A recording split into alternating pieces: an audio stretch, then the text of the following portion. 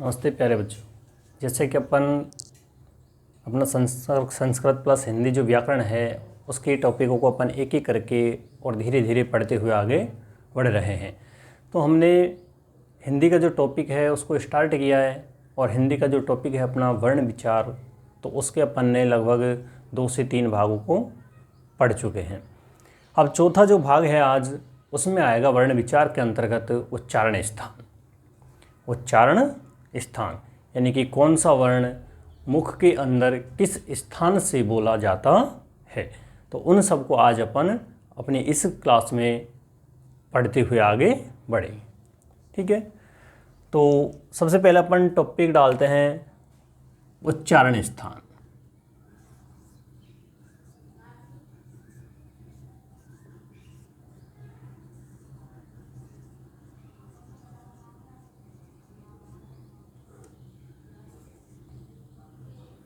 उच्चारण स्थान। अब उच्चारण स्थान कहते किसे हैं? उच्चारण स्थान का मतलब होता है कि जो वर्ण जिस स्थान से उच्चारित होता है, जिस स्थान से बोला जाता है, वो स्थान ही उस वर्ण का उच्चारण स्थान कहलाता है। जो वर्ण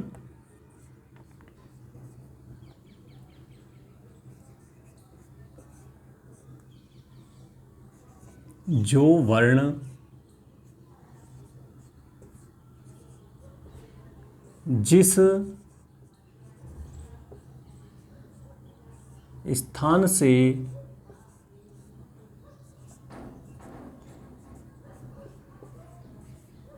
उच्चारित होता है वह स्थान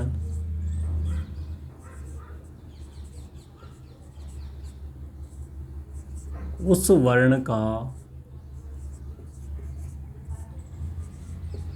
उच्चारण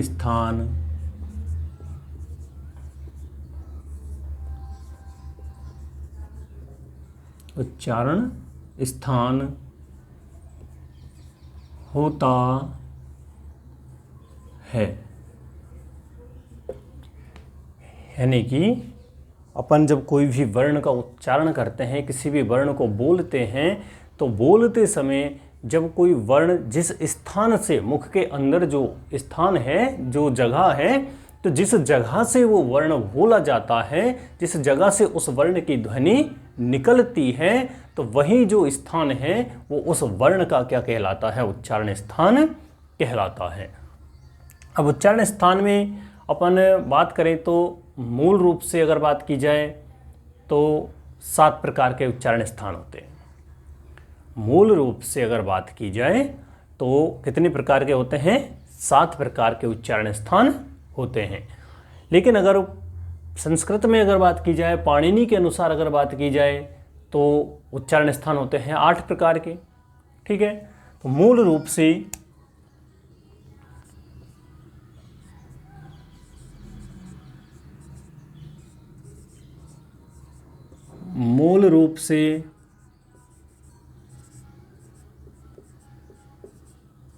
उच्चारण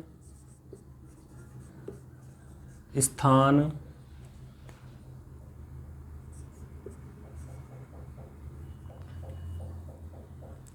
7 प्रकार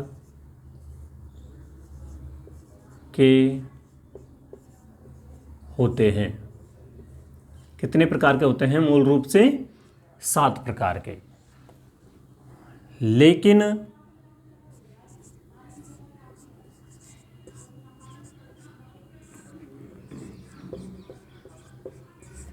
पाणिनि के अनुसार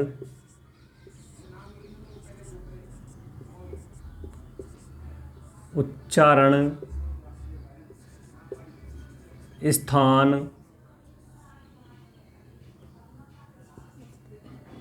8 प्रकार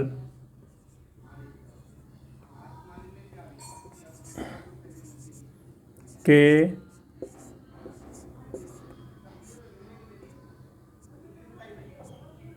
होते हैं। पाणिनि के अनुसार कितने प्रकार के होते हैं? 8 प्रकार के, और मूल रूप से कितने होते हैं? 7 प्रकार के। तो पाणिनि के अनुसार जो 8वां है, तो 8वां कौन सा है? 8वां है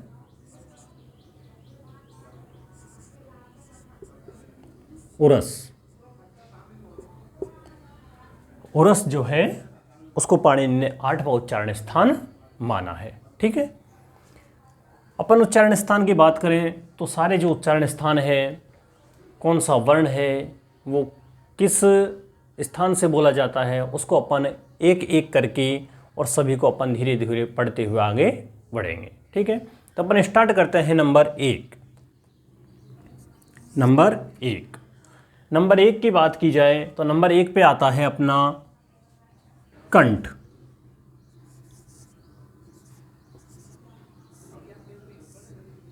नंबर 1 पे आता है अपना कंठ, यानी कि अपन इस जगह से बोलते हुए और धीरे धीरे ऊपर से, यहाँ से कंठ से होते हुए ऊपर की तरफ बढ़ते हुए और होठों की तरफ आए। ठीक है, तो इसी प्रकार से अपन ने पहले लिखा है कंठ, और कंठ जैसे लिखा है अपन, तो कंठ के साथ में कौन कौन से वर्ण बोले जाते हैं? वो है ए, आ, क, ख, ग, घ, य, ह, और लास्ट है ये विसर्ग।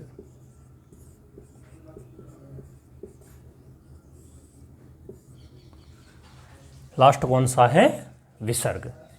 कंठ यानी कि नीचे की साइड से बोलना स्टार्ट कर रहे हैं अपन भाई, आप मतलब जो अपने बोलते हैं तो जो हवा है अपनी, वो हवा कहाँ से निकलती है? फेफड़ों से। फेफड़े कहाँ हैं? नीचे की तरफ। तो नीचे की तरफ से जब हवा ऊपर की तरफ आती है और ऊपर की तरफ आकर के जहाँ से वो उच्चारण होती है, यानी कि जहाँ पर वो टकराती है हवा, फेफड़ों से निकल करके जिस स्थान पर हवा टकराती है उसी स्थान से उस वर्ण का उच्चारण होता है, और उस स्थान को ही उस वर्ण का उच्चारण स्थान कहा जाता है। ठीक है, तो अपन शुरू से नीचे से बात करेंगे। जैसे फेफड़ों से निकल करके हवा ऊपर आएगी तो पहले कहाँ पर आएगी? सबसे पहले कंठ पे। तो कंठ की अपन ने बात की तो उस नंबर 1 पे डाल दिया अपन ने कंठ। और कंठ पे अपन ने जैसे बात की तो सबसे पहले जो स्वर वर्ण है वो कौन कौन से हैं? ए और आ। उसके बाद में सबसे पहले व्यंजन वर्ण कौन से आते हैं? क वर्ग। ठीक है, वर्ग यानी 5 वर्ण। वर्ग मैंने आपको पहले बता दिया था कि वर्ग किसे कहते हैं। वर्ग के अंतर्गत 5 वर्ण आते हैं। ठीक है, जो एक लाइन में जितने वर्ण होते हैं 5 वर्ण, तो वो पाँचों के पाँचों उसी वर्ग के अंतर्गत आते हैं। उसके बाद में अपन बात की जाए तो सबसे अंतिम वर्ण कौन सा है? ह। और ह के बाद में विसर्ग, यानी विसर्ग का जो उच्चारण है वो भी है की तरह ही किया जाता है। तो इसका जो सूत्र है वो सूत्र बनेगा इसका अ, कुह,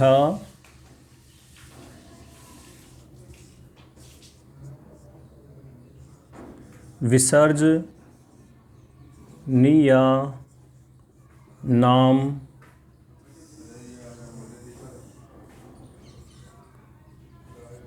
कंठः। अकुह विसर्जयानाम कंठः, यानी कि ए और आ किस में आ जाएंगे? ए में। कु यानी कै वर्ग यहाँ तक, है यानी है, और विसर्जयानाम यानी विसर्ग। इनका उच्चारण स्थान कौन सा होता है? कंठ। ठीक है, समझ में आया? नंबर 2 की अपन बात करें तो नंबर 2 पे आता है तालु। तालु यानी तालव्य, जो अपना ऊपर वाला जो हिस्सा होता है तालु, जिसको अपन कहते हैं, मतलब मुंह के अंदर जो ऊपर वाला हिस्सा है। ठीक है, तो इसमें आएंगे ई, ई, च, छ, ज, झ, य।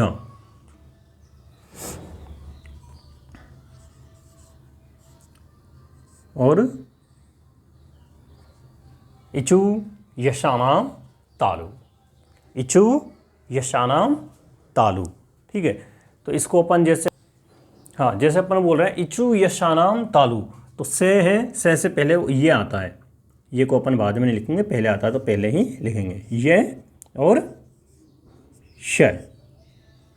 ठीक है, तो यहाँ पे देखो तालु सेकंड नंबर पे, और सेकंड नंबर पे कौन से वर्ण आते हैं, अगर ए और आ के बाद में ई और ए।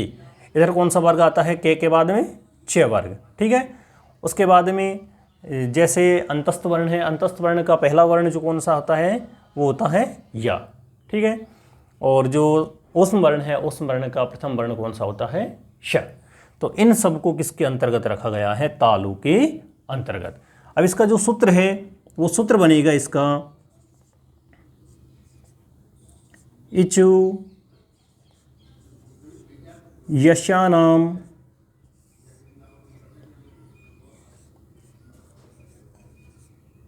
तालुहु, इचु यशानाम तालुहु, यानी कि ई से ई और ई, चू से च वर्ग, ये से ये और से श। ठीक है, इचु यशानाम तालुहु। एक बार आप इसका स्क्रीनशॉट लीजिए, फिर आगे बढ़ते हैं इसको।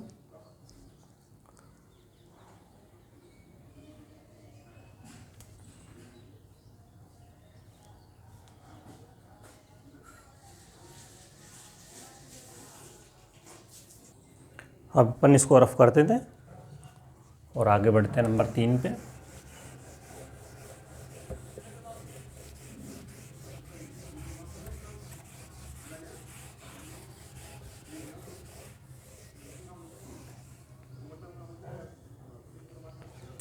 नंबर 3 पे जो वर्ण आएगा वो है अपना ऋतु। अच्छा, पहले अपन सूत्र बाद में लिखेंगे।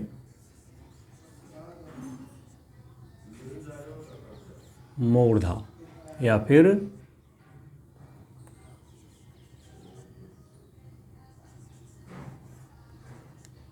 मूर्धन्य। ठीक है, बात वही है, चाहे आप मूर्धा बोल दो चाहे आप मूर्धन्य बोल दो। ठीक है, अब इसमें जो वर्ण आते हैं वो वर्ण है एक तो रे। ठीक है, एक आएगा ट, ठ, ड, ढ, ण।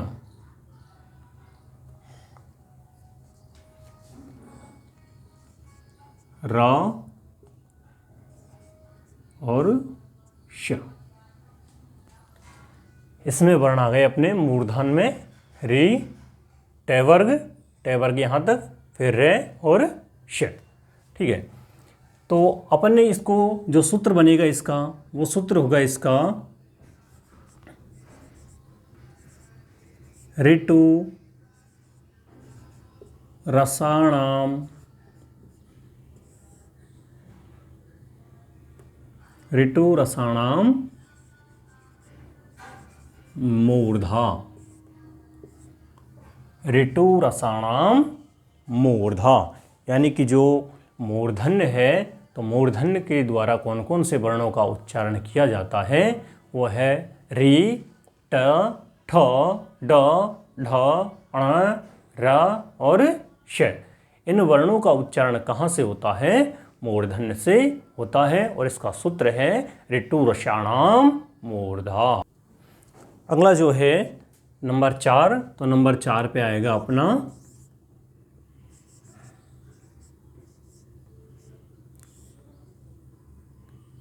दंतः। दंतः बोल दो, या इसको अपन द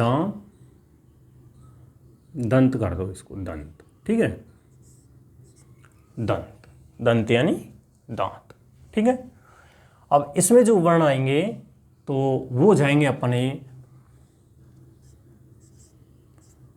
रे,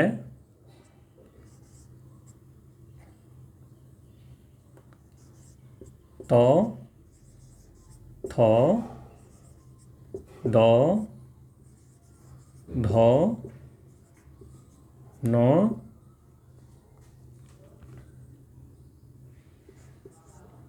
ल और श। ल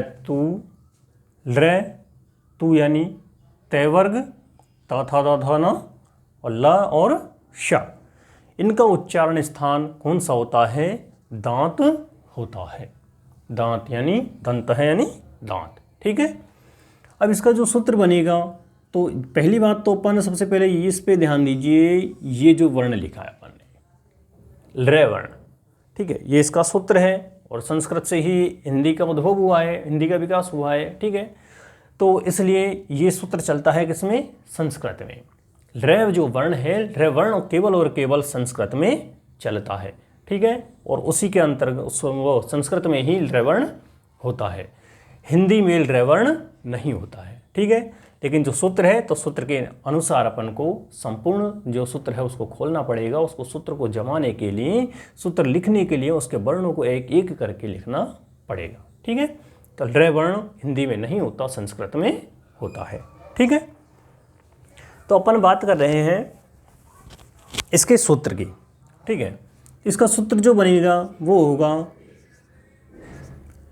ऋतु लस्यानाम, ऋतु लस्यानाम दंतः। सूत्र क्या हो जाएगा इसका? ऋतु लसानाम दंतः। रे यानी रवर्ण, तु यानी तय वर्ग, तथा दधन, ले यानी ल और शा यानी श। ऋतु लसानाम दंतः, इनका उच्चारण कहाँ से किया जाता है? दंतः यानी दांतों से किया जाता है, ठीक है।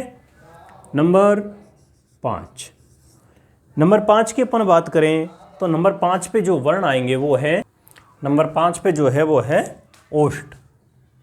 ओष्ठ यानी होठ, ओष्ठ, ठीक है।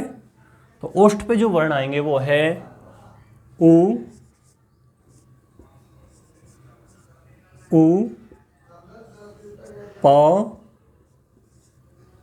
फ, व, भ, म, और एक होता है प और फ, प और फ। ये जो है दो वर्ण अपन ने लिखे हैं प और फ, इनको कहते हैं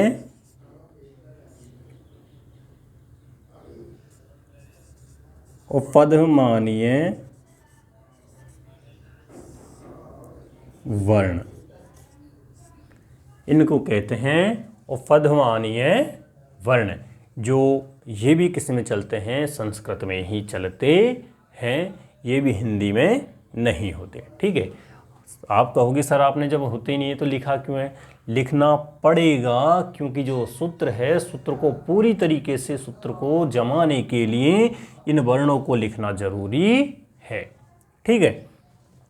अपन बात करेंगे ओष्ठ की। ओष्ठ की बात कर रहे हैं तो ओष्ठ से उ, प, फ, व, भ, म और प और फ, इन वर्णों का उच्चारण कहाँ से होता है?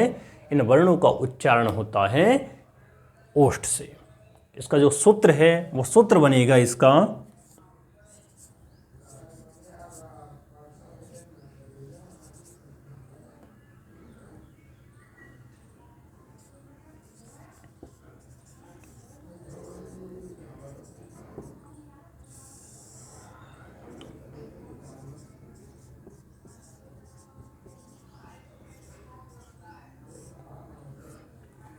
उपोपधमानीय नाम ओष्ठो, यानी कि उपपदमानीय नाम यानी उ यानी उ, पु यानी पैवर्ग और उपधमानीय यानी उपधमानीय वर्ण। इनका उच्चारण जो है वो कहाँ से होता है? ओष्ठौ यानी ओष्ठ से। एक बार आप इसका स्क्रीनशॉट लीजिए, फिर आगे बढ़ते हैं इसको।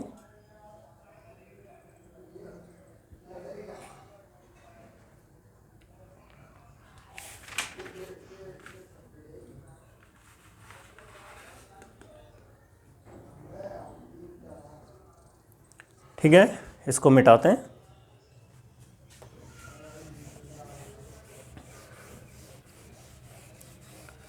और नंबर जो 6 है, 5 हो गया।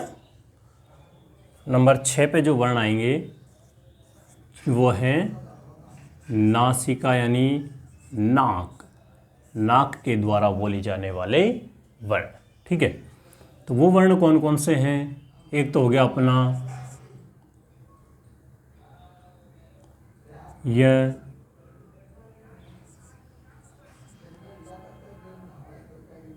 ण,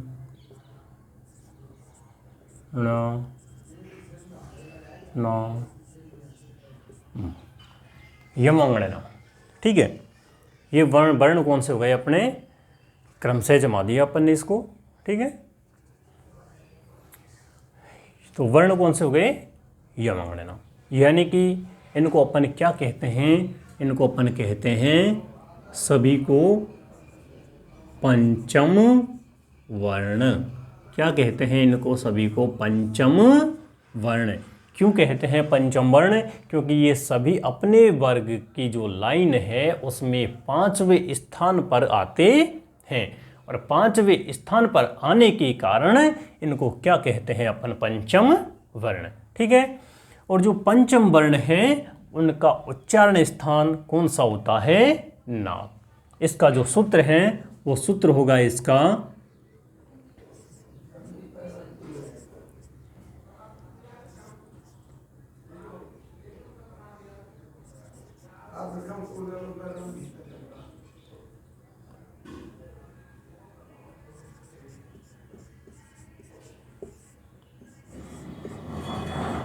यमंगणनम नासिका। इसका जो सॉरी, इसका जो सूत्र है वो कौन सा है? यमंगणनम नासिका। यानी कि जो पंचम वर्ण है पांचों, उन पांचों पंचम वर्णों का उच्चारण स्थान कहाँ से होता है? नासिका यानी नाक से होता है। नंबर 7 जो है, नंबर 7 पे आएगा अपना फिर वही नासिका यानी कि नाक, और इसमें इसको कहते हैं अपन अनुस्वार।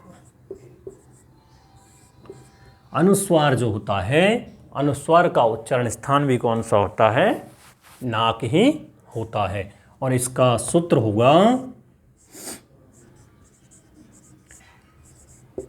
अनुस्वारस्य नासिका। अनुस्वारस्य नासिका यानी कि अनुस्वार जो होता है उसका उच्चारण स्थान भी कौन सा होता है? उसका उच्चारण स्थान जो है वो भी नाक ही होता है। अब है नंबर 8, और नंबर 8 पे आएगा एदयितो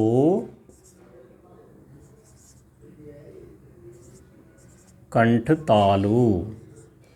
इसमें यहाँ पे अपन को पहले सूत्र लिखना पड़ेगा और सूत्र के हिसाब से अपन इसको समझते हैं। ठीक है, क्योंकि ये जो वर्ण है अब तो वो अधिकतर वर्ण 2 स्थानों से बोले जाएंगे, यानी कि 2 स्थानों को मिला करके और उनसे इन वर्णों का उच्चारण होगा। इसलिए अपन पहले सूत्र लिखेंगे और सूत्र लिखने के बाद में फिर सूत्र को खोल करके और उन वर्णों को अपन निकालेंगे। ठीक है, तो ये तो हो गया इसका सूत्र। अब इसमें कौन कौन से हैं? कंठ और तालु। तो यहाँ पे लिखेंगे कंठ और तालु, यानी कि कंठ तालु जो है उन दोनों से मिल करके कौन कौन से वर्णों का उच्चारण होता है, तो वो एक तो है ए और एक हो गया आई। ए दयितो कंठ तालु, ए दयितो कंठ तालु। ठीक है, ये हो गया यहाँ पे। एक बार इसका स्क्रीनशॉट लीजिए, फिर आगे बढ़ते हैं।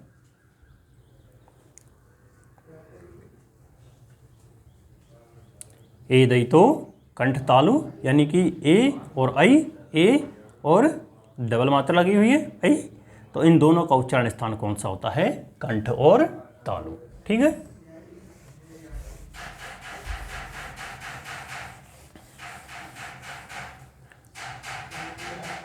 अगला है नंबर 9, और नंबर 9 पे आएगा ओ